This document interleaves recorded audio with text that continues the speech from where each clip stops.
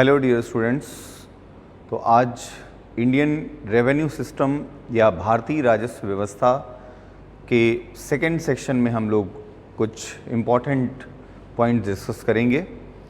पहले सेक्शन में आपने देखा था कि मैंने आपको बताया कि भारतीय राजस्व व्यवस्था का जो ये चैप्टर है इसमें क्या क्या चीज़ें इम्पॉर्टेंट हैं, और उसी क्रम में पहले सेक्शन में मैंने आपको उसके कॉन्स्टिट्यूशनल प्रोविज़न बताए, और जो कॉन्स्टिट्यूशनल प्रोविज़न्स हैं उसके अंतर्गत जो लेटेस्ट अमेंडमेंट हुआ 101वां संविधान संशोधन अधिनियम, उसके द्वारा जो भी प्रावधान किए गए उसको हम लोगों ने बच्चों डिस्कस किया था। और उसके तहत आपने देखा था कि इनडायरेक्ट टैक्सेस या अप्रत्यक्ष जो कर हैं उस व्यवस्था से संबंधित सुधार के लिए जीएसटी का प्रोविज़न किया गया था। उसको मैंने आपको डिटेल बताया था, आपने उसको अच्छे से तैयार किया होगा। अब हम लोग अपने अगले इस सेक्शन में चलते हैं और इसमें सबसे पहले बात करते हैं, अभी हम कॉन्स्टिट्यूशनल सेक्शन के क्रम में ही हैं। मैंने आपको बताया था कि भाग 12 में आर्टिकल 263 से लेकर 4 से लेकर और 293 तक डिफरेंट टाइप्स के प्रोविजंस हैं, और उन्हीं में से एक आर्टिकल है 280 जिसमें वित्त आयोग का प्रावधान है। तो हम सबसे पहले आज वित्त आयोग की बात करेंगे, फाइनेंस कमीशन डिस्कस करेंगे। फाइनेंस कमीशन अगर हम देखें बच्चों तो रेवेन्यू सिस्टम में इस आयोग का या इस कमीशन का बहुत महत्व है, इसलिए इस पर बात करनी आवश्यक है।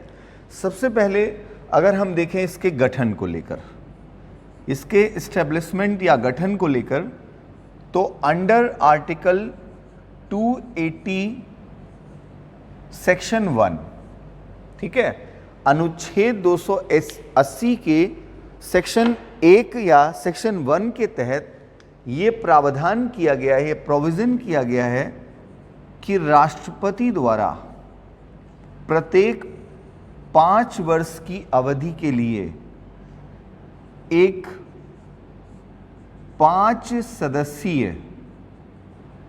वर्ष की अवधि के लिए एक 5 सदस्यीय 5 मेंबर वाला 5 सदस्यीय वित्त आयोग या फाइनेंस कमीशन गठित किया जाएगा, गठित किया जाएगा। ओके, तो ये हो गया गठन के बारे में। किस आर्टिकल में है? अनुच्छेद 280 सेक्शन 1 के तहत ये प्रावधान है कि राष्ट्रपति प्रत्येक 5 वर्ष की अवधि के लिए एक 5 सदस्यीय वित्त आयोग का गठन करेगा, किया जाएगा, जिसमें एक अध्यक्ष या चेयरमैन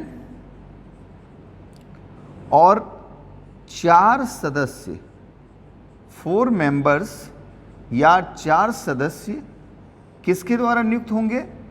राष्ट्रपति द्वारा नियुक्त किए जाएंगे।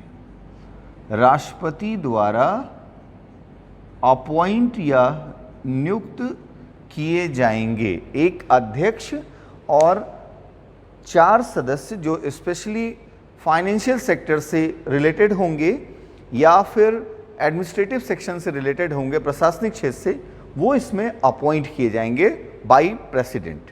ठीक है, अब अगर हम बात करें वित्त आयोग के इससे संबंधित और क्या महत्वपूर्ण है, तो वित्त आयोग के गठन के बाद इसका आपने संरचना भी यहीं पे देख लिया, इसके कार्य महत्वपूर्ण है। फाइनेंस कमीशन के कार्य क्या है, फंक्शन क्या है, उस पर आते हैं। तो देखिए, वित्त आयोग का जो पहला कार्य है वो सबसे महत्वपूर्ण है। इम्पोर्टेंस के आधार पर अगर हम बात करें तो केंद्र और राज्य के मध्य जो टोटल टैक्स और रेवेन्यू है उसका विभाजन कैसे हो, कितना % केंद्र के पास रहे, कितना % राज्य के पास रहे, ठीक है, इसकी सलाह देता है वित्त आयोग। किसको? केंद्र सरकार को। ठीक है, तो सबसे पहला कार्य है केंद्र व राज्य के मध्य, यानी राज्यों के मध्य कुल कर एवं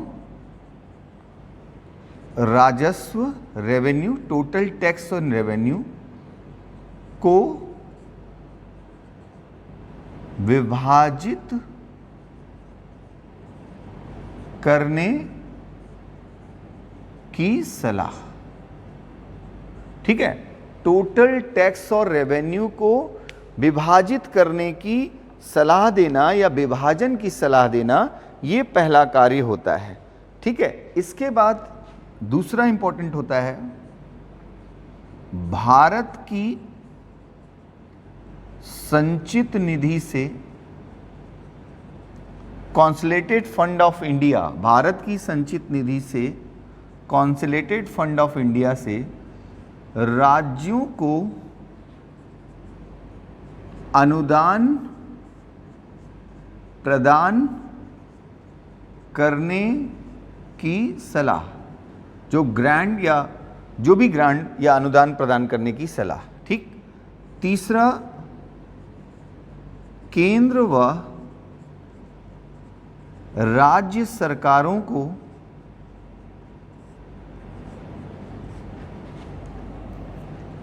कर व वित्त व्यवस्था में सुधार की सलाह, चौथा, राष्ट्रपति द्वारा वित्तीय मामलों पर फाइनेंशियल मामलों पर या वित्तीय मामलों पर मांगी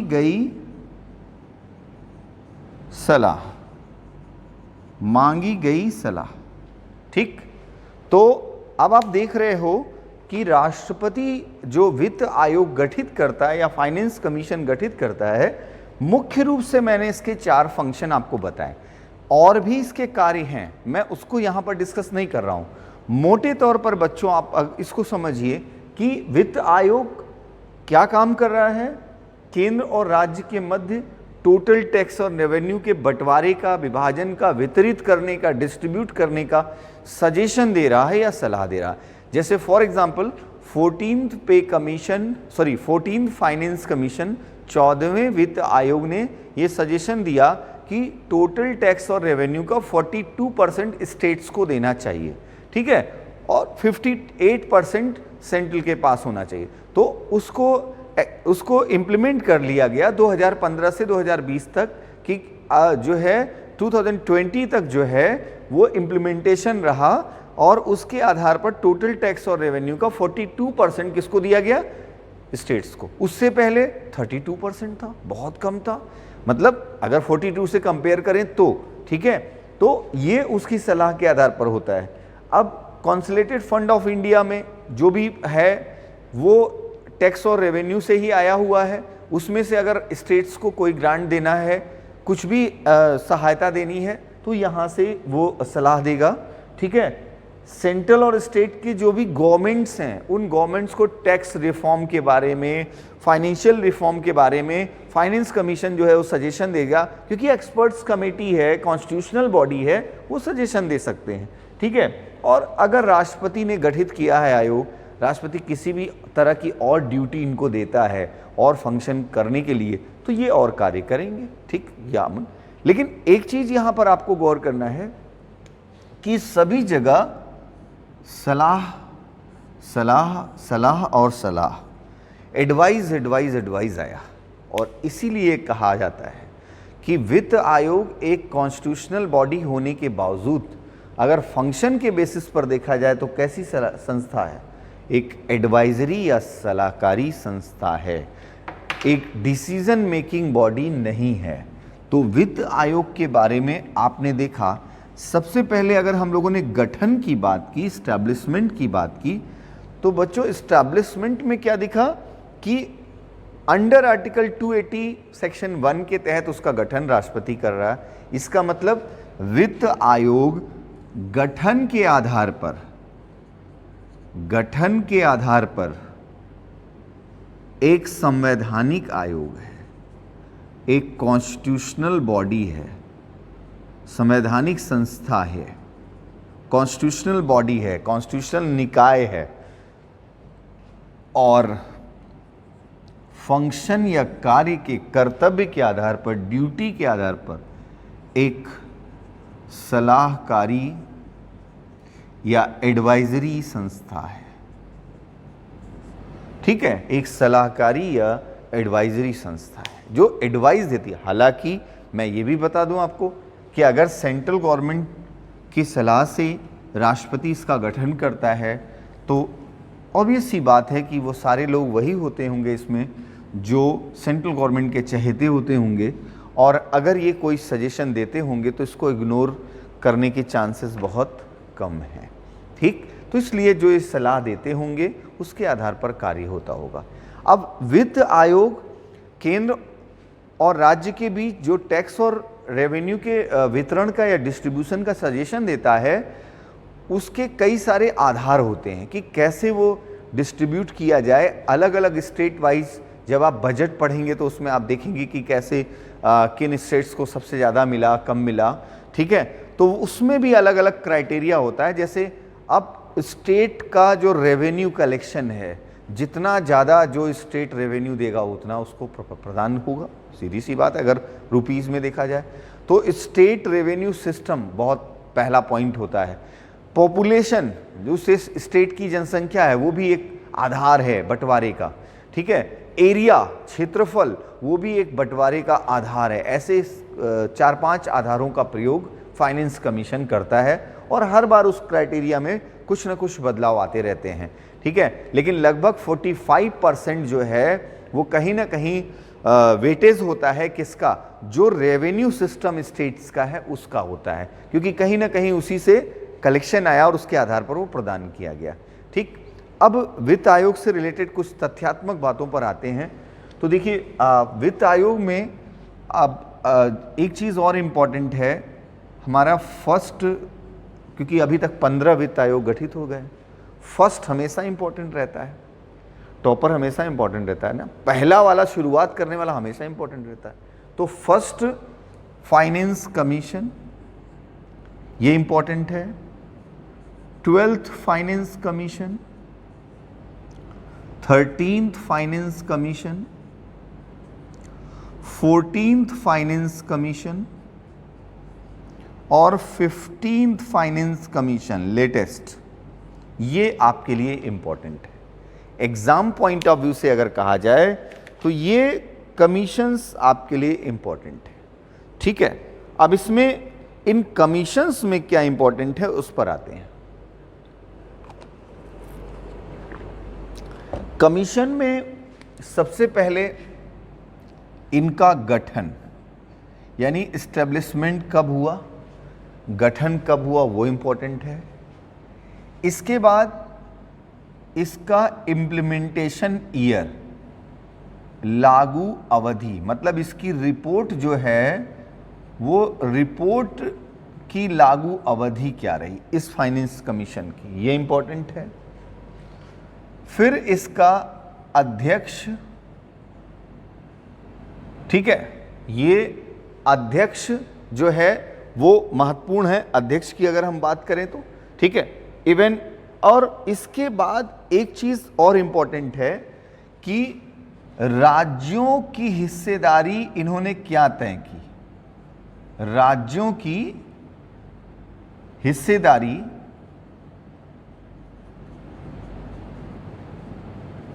ठीक है इन आयोगों ने क्या तय की, और वो भी स्पेशली कहां से इंपॉर्टेंट होगा, 12, 13, 14 और 15। ठीक, तो सबसे पहला जो हमारा पहला फाइनेंस कमीशन था वो 1951 में 1951 में केसी नियोगी की अध्यक्षता में गठित हुआ था, केसी नियोगी की अध्यक्षता में। ठीक, तो सबसे पहले अगर हम बात करें, हम 1951 पहला गठन का वर्ष है और इसकी रिपोर्ट जो लागू हुई थी 1952 में इन्होंने रिपोर्ट दे दी थी और 1952 में ही इसको लागू कर दिया गया था, 52 से 57। ठीक है, तो लागू अवधि क्या है, 1952 से 57। ठीक है, ये लागू अवधि है। अब अध्यक्ष कौन है? के सी नियोगी, ठीक है, के सी नियोगी इसके अध्यक्ष थे। ठीक, अब हम पहले से लेकर नंबर 2 से लेकर 11 तक हम कोई भी कमीशन की बात नहीं कर रहे हैं। अब हम सीधे किस पर आ गए? 12, 13, 14 और 15, क्योंकि ये आपके लिए इंपॉर्टेंट है। सबसे ज्यादा तो 15th होगा, बट ये भी आपके लिए इंपॉर्टेंट है। ठीक, तो हम इस पर आते हैं। तो 12th जो है वो 2002 में गठित हुआ, 2002 में गठित हुआ। 13 की बात करें तो 13 2007 में गठित हुआ। हम पहले ये ईयर देख ले रहे हैं। इसके बाद 2013 में 14th और 15th जो है 2017 में, जो अभी सबसे इंपॉर्टेंट है। इसके बारे में अभी और भी बात हम करेंगे। ठीक है, अब 12th कमीशन की जो रिपोर्ट थी वो 2005 से 2010 लागू हुई। 2007 में गठित हुआ 13, 2010 से 2015 के लिए लागू हुई। 14th की रिपोर्ट 2015 से 2020 के लिए लागू हुई। और 17 में जो ये गठित हुआ 15 कमीशन, इसकी रिपोर्ट 2020 से 2025 के लिए लागू हुई। मतलब 1 अप्रैल 2020 से, ऐसे कहा जाएगा। ठीक, तो ये इम्प्लीमेंटेशन ईयर की बात अगर हम करें। ठीक है, अब अगर हम यहां पर देखें कि आप देखिए 12th कमीशन की रिपोर्ट और उसके बाद फिर 13, 15 ये जो भी रिपोर्ट्स आई हैं। ठीक है, अब यहां पर हमारे लिए इंपॉर्टेंट क्या होगा कि इनका चेयरपर्सन या अध्यक्ष कौन था। ठीक, तो अब उस पर आते हैं। सी रंगराजन, कई सारे नाम ऐसे आएंगे जो आपने सुना हुआ है। सी रंगराजन, 12वें वित्त आयोग के अध्यक्ष कौन थे? सी रंगराजन, जो आरबीआई के गवर्नर भी रहे हैं। ठीक है, 13वें वित्त आयोग के विजय केलकर, विजय केलकर। ठीक, 14वें वित्त आयोग के वाई वी रेड्डी और 15वां वित्त आयोग मैंने आपको पहले भी बताया कि सबसे इंपॉर्टेंट है 15वें वित्त आयोग के एन के सिंह। ठीक, अब बात करते हैं राज्यों की हिस्सेदारी। ठीक है, राज्यों की हिस्सेदारी इन्होंने क्या तय की। ठीक, इस पर आते हैं। मैंने आपको पहले ही बताया कि 12th फाइनेंस कमीशन से हिस्सेदारी इंपॉर्टेंट है। पहले 19%, 20% जो भी रहा हो उसका कोई मतलब नहीं। 12th फाइनेंस कमीशन से अगर हम देखें तो 12th फाइनेंस कमीशन ने कहा टोटल टैक्स और रेवेन्यू में, ये परसेंटेज में आंकड़ा है सारा, 29.5% राज्यों को दे दिया जाए। 13 फाइनेंस कमीशन ने कहा 30.5% राज्यों को दे दिया जाए। ठीक है, 13वें वित्त आयोग ने 30.5%। 14वें वित्त आयोग ने बहुत बड़ा परिवर्तन किया, बोला 42% दे दिया जाए राज्यों को, 42% दे दिया जाए। और 15वें वित्त आयोग ने एक बार फिर से 1% की कमी की है और बोला 41%। ये पूछा जाता है एग्जाम्स में, आपसे ये भले ना पूछा जाए कि जो है राज्यों को किस वित्त आयोग ने कितनी हिस्सेदारी तय की, लेकिन वर्तमान में टोटल टैक्स और रेवेन्यू का कितना प्रतिशत हिस्सा राज्यों को दिया जा रहा है, तो क्या आंसर होगा? 41%। क्योंकि अभी इंप्लीमेंटेशन टाइम किसका है? 15 पे कमीशन का। ठीक है, सॉरी 15 फाइनेंस कमीशन का, 15वें वित्त आयोग का। ठीक, तो ये अगर हम देखें, ये आपका पहला जो है ये तो हिस्टोरिकल हो गया। ये सिर्फ आपको इतना याद रखना है कि पहला वित्त आयोग केसी नियोगी की अध्यक्षता में गठित हुआ था। कब? 1951 में। ठीक, ये वित्त आयोग। लेकिन अब आपके सामने जो दूसरा इंपॉर्टेंट आया, इसको आपको ध्यान रखना है। उसके बाद तीसरा जो इंपॉर्टेंट आया ये आपको ध्यान रखना है, चौथा ये आपको ध्यान रखना है, और पांचवा ये आपको ध्यान रखना है। ठीक, 12वें वित्त आयोग का गठन 2002 में हुआ, जिसकी रिपोर्ट 2005 से 10 तक लागू थी। इसके अध्यक्ष थे सी रंगराजन। ठीक, 29.5% इन्होंने रिकमेंड किया था कि राज्यों को दिया जाए। इसका मतलब 2005 से 10 तक टोटल टैक्स और रेवेन्यू का इतना परसेंट दिया गया। सेम यही आगे बढ़ते हुए सबसे बड़ा परिवर्तन कब आया? YV रेड्डी की अध्यक्षता में 14वां फाइनेंस कमीशन जो गठित हुआ, उस 14वें फाइनेंस कमीशन ने 14th फाइनेंस कमीशन ने 30.5 की जगह 42%, इसका मतलब ये परिवर्तन कब हुआ? आप देखिए, 2013 में गठित हुआ, रिपोर्ट आई होगी 2015 में, 14 में, 15 से लागू हुआ। इस चेंज को किसने लागू किया? श्री नरेंद्र मोदी की सरकार ने। अगर ये कहा जाए कि राज्यों की ज़्यादा हिस्सेदारी प्रदान की गई सबसे पहले एनडीए गवर्नमेंट में, तो ये आप देख सकते हैं आपके सामने है कि सबसे ज़्यादा राज्यों को हिस्सेदारी दी गई है। और नीति आयोग के गठन के बाद ये बात आई थी, नीति आयोग का जब गठन हुआ तो यही आधार ही था उसका कि देश के विकास में राज्यों की ज़्यादा से ज़्यादा हिस्सेदारी तय की जाए, राज्यों को ज़्यादा से ज़्यादा आत्मनिर्भर बनाने का प्रयास किया जाए। तो उनकी जो मैक्सिमम जो भी उनका हिस्सेदारी, क्योंकि सबसे ज़्यादा लड़ाई इसी बात की थी कि भाई टैक्स और रेवेन्यू में सारा हिस्सा केंद्र। अब आप सोचो, एक समय 70% किसके पास जाता था, 71% किसके पास जाता था? केंद्र के पास होता था। आज 58% है, तो बहुत बड़ा अंतर आ गया। ठीक है, आज 59% है, तो बहुत बड़ा अंतर आ गया कहीं ना कहीं, कि आप देख रहे हैं कि हाँ जो है राज्यों को ज़्यादा प्रदान किया गया। अब आपको मैं ये भी बता दूं कि 1% जो यहाँ पर कम हुआ है वो उसका, क्योंकि 42% भी नरेंद्र मोदी की सरकार ने किया, 41% भी नरेंद्र मोदी की सरकार ने किया, क्योंकि ये रिकमेंडेशन लागू हुई है, इसको माना गया है और इसको इम्प्लीमेंट कर दिया गया। ये 1% की कमी इसलिए की गई है क्योंकि इस फाइनेंशियल ईयर के दौरान केंद्र सरकार ने एक बहुत बड़ा काम किया था। 5 अगस्त 2019 को वो काम कर दिया था, और वो था जम्मू और कश्मीर तथा लद्दाख। जम्मू कश्मीर और लद्दाख यूनियन टेरिटरी स्थापित हुए।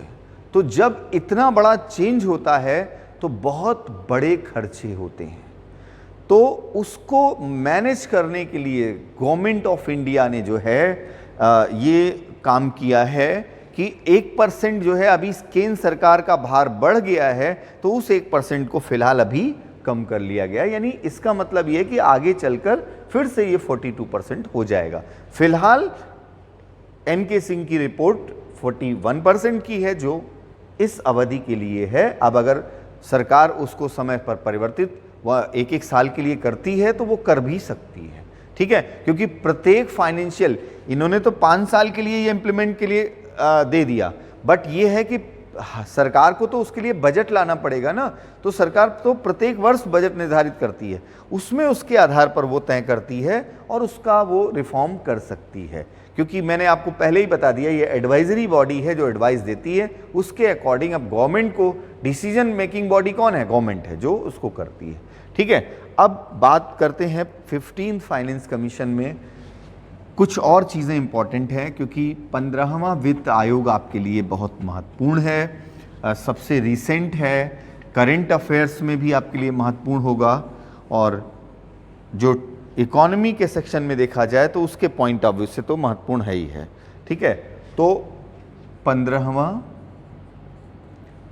वित्त आयोग, 15th फाइनेंस कमीशन, सबसे पहले गठन देखते हैं, इस्टेब्लिशमेंट ऑफ कमीशन।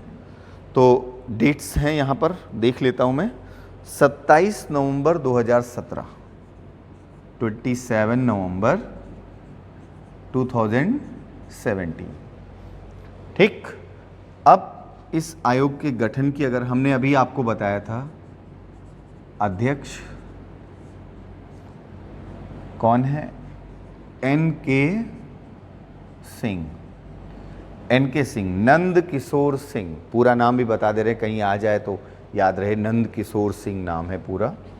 ठीक है, अब इसके बाद 4 सदस्य हैं। सदस्य 1, सदस्य 2, सदस्य 3 और सदस्य 4। सबसे पहले मेंबर मिस्टर शक्तिकांत दास, यहाँ भी हम मिस्टर लगा दे तो ज़्यादा अच्छा होगा। Mister N K. सिंह, शक्तिकांत दास, अच्छी तरह जानते होंगे इनका नाम आप। आज अभी अब पहले मेंबर ये बने, ठीक है। आज शक्तिकांत दास जो है वो आरबीआई के गवर्नर हैं, आपको पता होगा, ठीक है, सीनियर आईएएस। तो इनकी जगह पर दूसरे मेंबर आए, अभी मैं उनकी बात कर रहा हूँ। पहले यहाँ पर जो मेंबर अपॉइंट हुए थे इस डेट में, उसकी बात मैं कर रहा हूँ। शक्तिकांत दास के बाद दूसरे हैं प्रोफेसर अनूपा सिंह। मैं सही बोल रहा हूँ, अनूप सिंह नहीं है, अनूपा सिंह, ठीक है। Then third doctor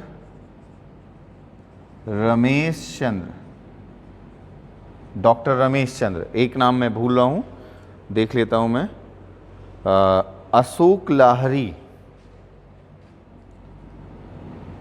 mister Ashok Lahiri, ठीक है।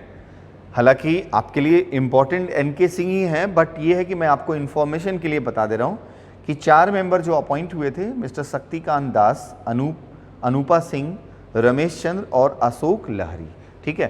बाद में शक्तिकांत दास जब गवर्नर बने, ठीक है, तो गवर्नर ऑफ आरबीआई जब ये बने तो इनकी जगह पे मिस्टर अनूप नारायण झा,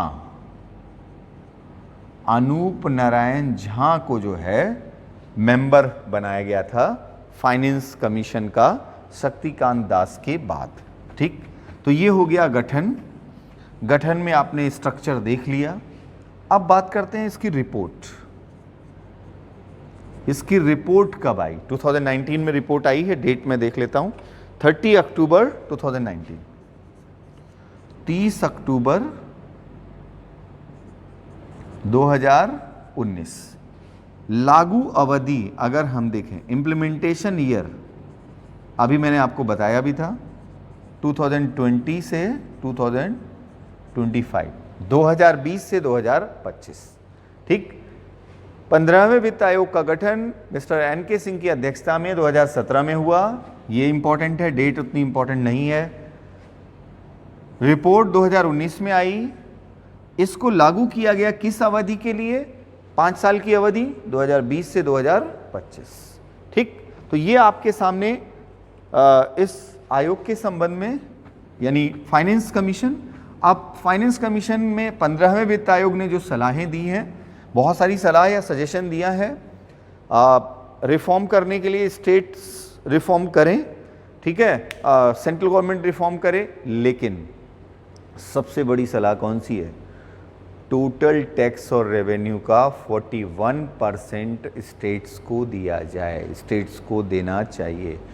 राज्यों की हिस्सेदारी 42 से घटकर 41% कर दी जाए, ठीक है। ये सजेशन उन्होंने दिया है, ठीक।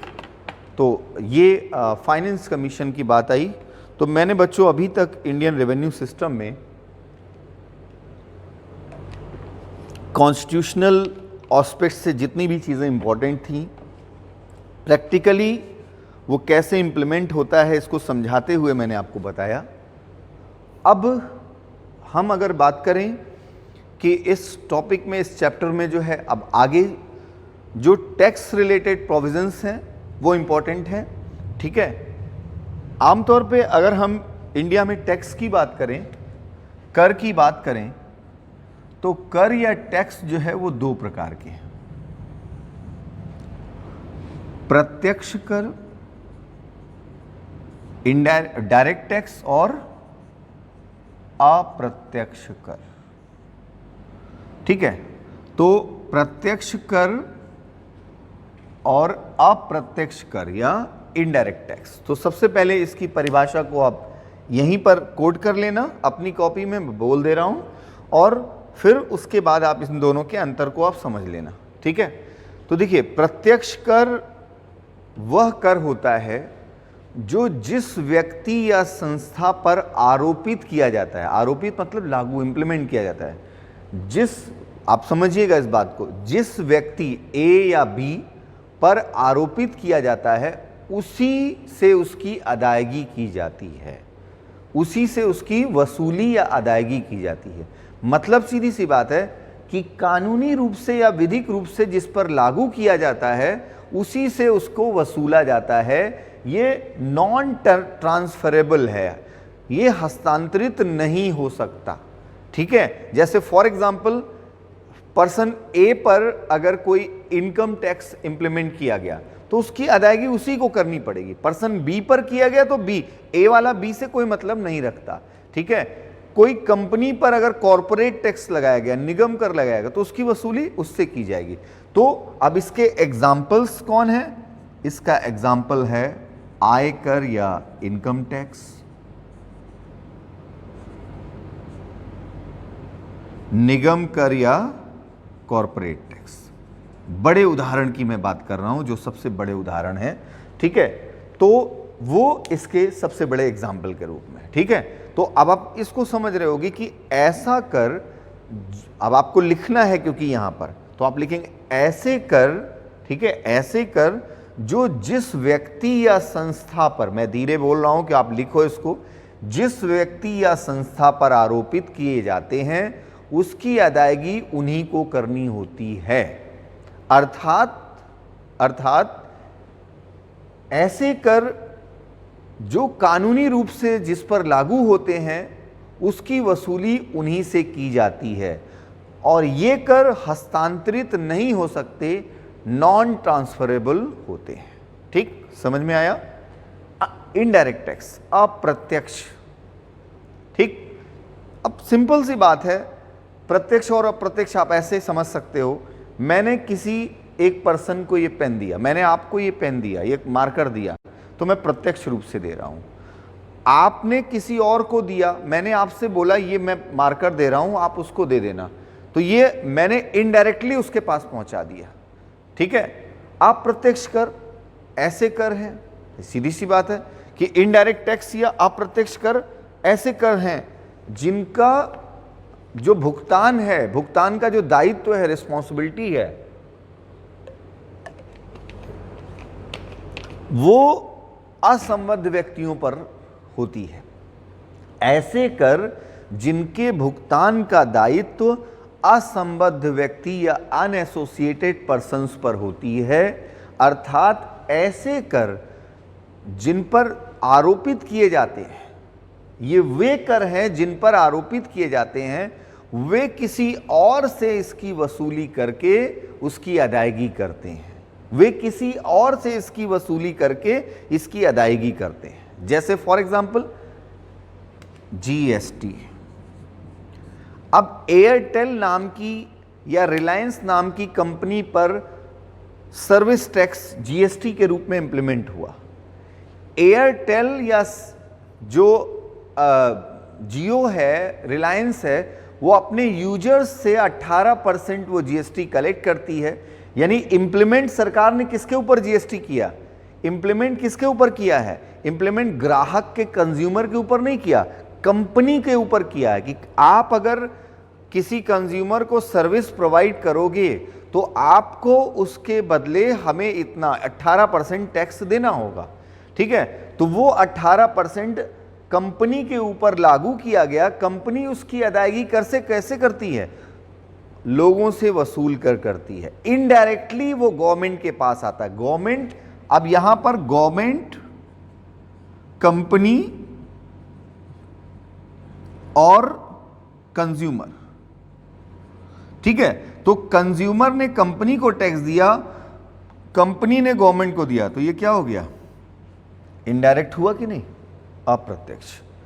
तो एक्साइज ड्यूटी है, सर्विस टैक्स है, सीमा शुल्क है, कस्टम है, कोई भी ऐसी ड्यूटी है जो हम प्रोडक्ट लेते हैं उसमें हम ऑलरेडी देते हैं, लेकिन क्या हम वो सरकार को दे रहे हैं? हम डायरेक्ट नहीं दे रहे हैं, हम उस व्यापारी को दे रहे हैं, व्यापारी ले जाकर सरकार को दे रहा है। यहां पर क्या है? यहां पर कोई कंपनी अपना निगम कर या कॉरपोरेट टैक्स डायरेक्ट गवर्नमेंट को दे रही है, कोई पर्सन अपना इनकम टैक्स, अपने इनकम पर कोई टैक्स डायरेक्ट गवर्नमेंट को दे रहा है। तो ये डायरेक्ट हो गया, और ये कैसे हो गया? इनडायरेक्ट। वैसे ही जैसे आपने इलेक्शन में अगर पॉलिटी में पढ़ा हो, डायरेक्ट इलेक्शन और इनडायरेक्ट इलेक्शन।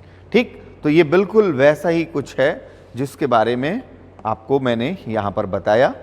ठीक है, अब अगर हम बात करें बच्चों प्रत्यक्ष और अप्रत्यक्ष कर के रूप में, अगर हम यहां देखें तो देखिए यहां पर प्रत्यक्ष और अप्रत्यक्ष कर जो है केंद्र और राज्य दोनों के परिप्रेक्ष्य में आते हैं, और सेंट्रल और स्टेट के दोनों के, अगर हम प्रत्यक्ष कर की बात करें, प्रत्यक्ष कर जो है केंद्र और राज्य, केंद्र के कौन से प्रत्यक्ष कर हैं और राज्य के? तो केंद्र का मुख्य प्रत्यक्ष कर अभी मैंने आपको बताया, आयकर, निगम कर। ठीक है, मुख्य रूप से जो मेन एग्जाम्पल है उसको मैं लेकर चल रहा हूं यहां पर। ठीक है, और भी हैं, स्टेट ड्यूटी है, उपहार कर है, बट मुख्य रूप से जो है वो मैं आपको बता रहा हूं। ठीक है, राज्य का भू राजस्व या लैंड रेवेन्यू, कृषि आय पर कर, अगर लगा हो तो, अभी कहीं नहीं लगा हुआ, कृषि आय पर कर। ठीक है, व्यवसाय कर या कॉमर्शियल जो बिजनेस टैक्स है वो है। ठीक है, हम जो भी व्यवसाय कर रहे हैं उसके एवज में हम कर दे रहे हैं, नगर निगम या लोकल बॉडीज लेती हैं। ठीक है, तो ये मुख्य रूप से जो है यहाँ पर आपके सामने आया। ठीक, यहाँ पे जैसे मैंने अभी कहा उपहार कर या गिफ्ट टैक्स के रूप में, तो ये सब सेंट्रल के द्वारा है, ये स्टेट्स के द्वारा लगाए जाने वाले डायरेक्ट टैक्स। ठीक, अगर हम इनडायरेक्ट टैक्स की बात करें, अप्रत्यक्ष कर की, तो केंद्र और राज्य, आज केंद्र और राज्य के यहां पर सीजीएसटी सबसे बड़ा उदाहरण है। सीजीएसटी यहां कौन है? SGST, central GST, state GST. अब उसमें जैसे फॉर एग्जांपल इसके अंदर कौन से कर हैं?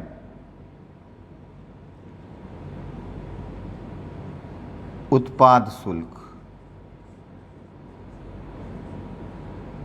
एक्साइज ड्यूटी, जिसको हम सेंट्रल एक्साइज कहते हैं, केंद्रीय उत्पाद शुल्क, यहां आप केंद्रीय लिख सकते हैं, केंद्रीय उत्पाद शुल्क, सीमा शुल्क, कस्टम ड्यूटी, सेवा कर, सर्विस टैक्स, सबसे बड़ी इनकम का सोर्स।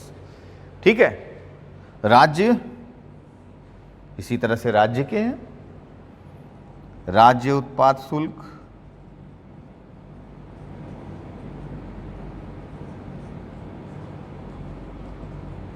मनोरंजन कर या एंटरटेनमेंट टैक्स, बिक्री कर, सेल टैक्स।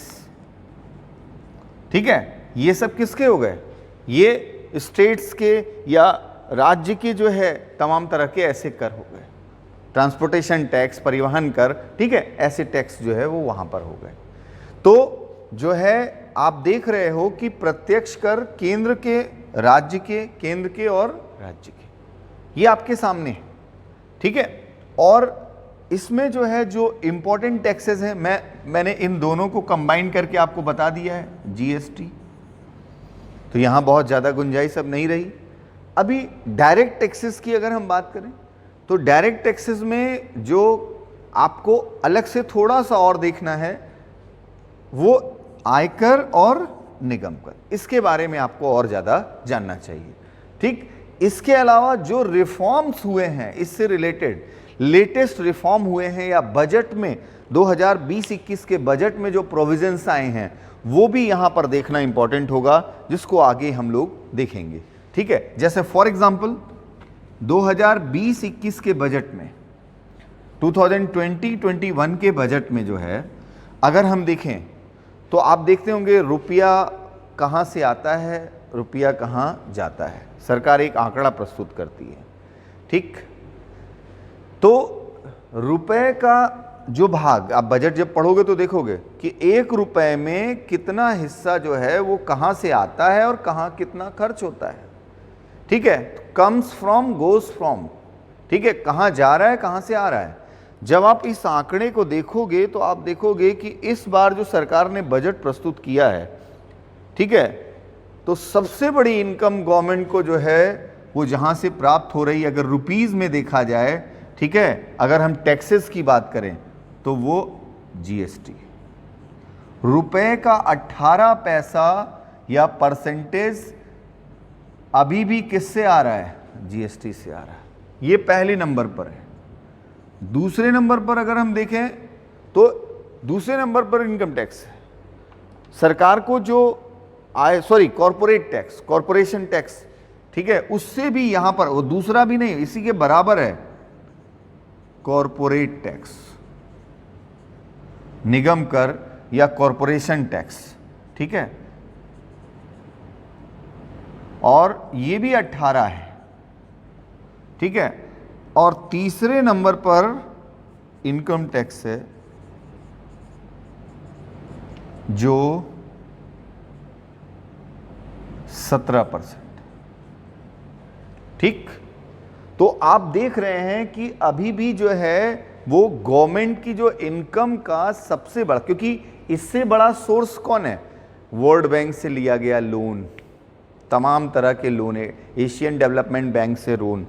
हमारे जो अपने सोर्स की बात करें, जिसके आधार पर हम ये कहते हैं कि हम आत्मनिर्भर हैं, तो ये 2020-21 का आंकड़ा ये कह रहा है कि 1 रुपए का 18% या 18 पैसा जीएसटी से आ रहा है, 18 पैसा कॉरपोरेट टैक्स, निगम कर जो डायरेक्ट टैक्स के रूप में है उससे आ रहा है, और 17 पैसा जो है इनकम टैक्स या आयकर से आ रहा है।